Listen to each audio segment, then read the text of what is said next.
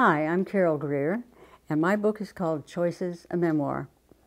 I would like to read an unforgettable part of my life when we lived in Yosemite National Park. One day, an official-looking letter arrived from the National Park Service. They offered my stepfather a job in Yosemite. He and my mother were elated. We started our grand adventure in the first week of December 1931. Mom and Dad packed everything they owned into a Model A Ford, though those were not large automobiles. They were about 2/3 the size of my current Subaru Outback. A roll of bedding was tied on the front fender, and my 3-month-old brother slept on the back seat in a wicker laundry basket on top of sheets and towels and clean cloth diapers. And this was at least 2 generations before disposable diapers. It was a good thing I was skinny because I had about 8 inches to sit on. That's all that was left. And I rested my feet on a box since the whole back seat floor was crammed with our possessions. We started off on our grand adventure. When we got to the Upper Columbia River Highway, it was covered with ice. Dad was trying to decide if he should put on chains when a car passed us. "Look at that damn fool," Dad said. "He's asking for trouble." We drove over a slight rise, and there on the left was that damn fool's car on its side next to the road. Dad eased his foot on the brakes until our car stopped. I gaped at the driver and his wife as they leaned against their tipped car. There was blood all over the man's right arm. Mother took a clean diaper from the pile in a basket under little Russ and walked carefully across the icy road so she could bandage his wound. The man's wife was furious. "You idiot! I told you not to go so fast. Just look what you've done to us. We'll freeze to death." She might have been right about that. There was no room in our car for even a small baby, much less 2 adults. All Dad could do was assure them that we would send help as soon as we could find it. He muttered something to Mother about hypothermia, so she gave them one of our precious blankets. We couldn't leave right away because Dad still had to put on his chains. Sometime later, we stopped at Mosier, and Dad told a man at the gas station about the accident. I've often wondered if that couple survived, and if they did their marriage survive? My parents discussed his bad judgment and their predicament for a number of miles down the road. It was a long, long trip. As we started up into the canyon in Yosemite, we soon learned that there was a considerable amount of snow.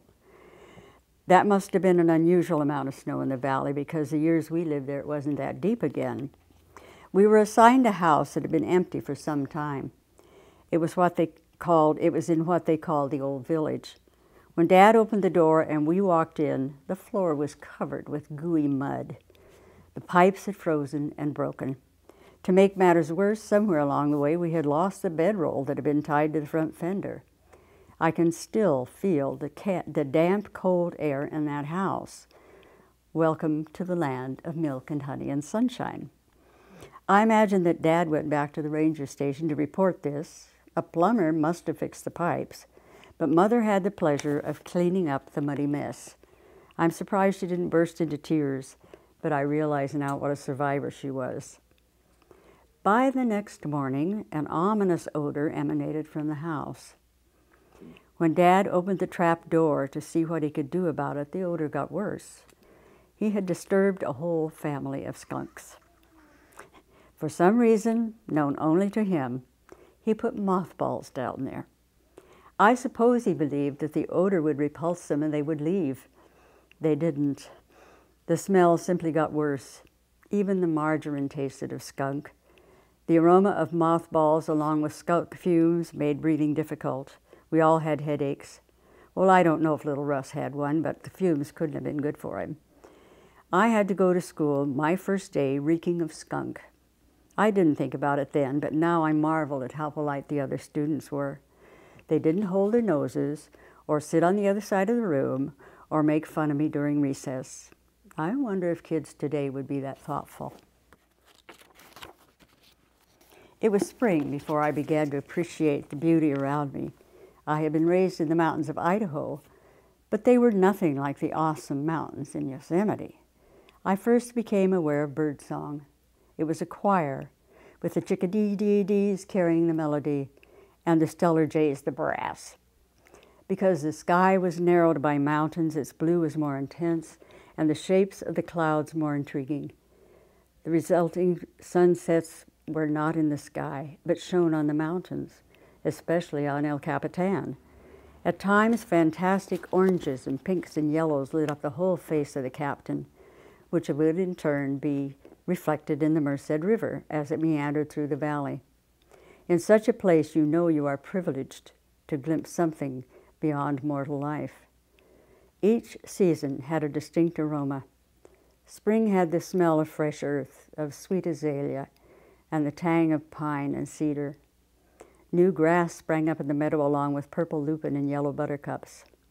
Summer had a soft, lazy smell of sunshine and the hum of fat bumblebees. The grass went to seed, swaying in the breeze. Autumn had a cozy smell, still warm, but with a bite to it.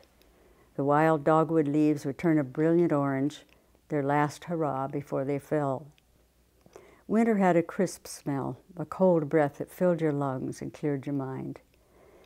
In the moonlight, the snow on the mountains looked blue, and the coyotes howled into the night, while a little girl sat by her bedroom window drinking in the sight and the sound.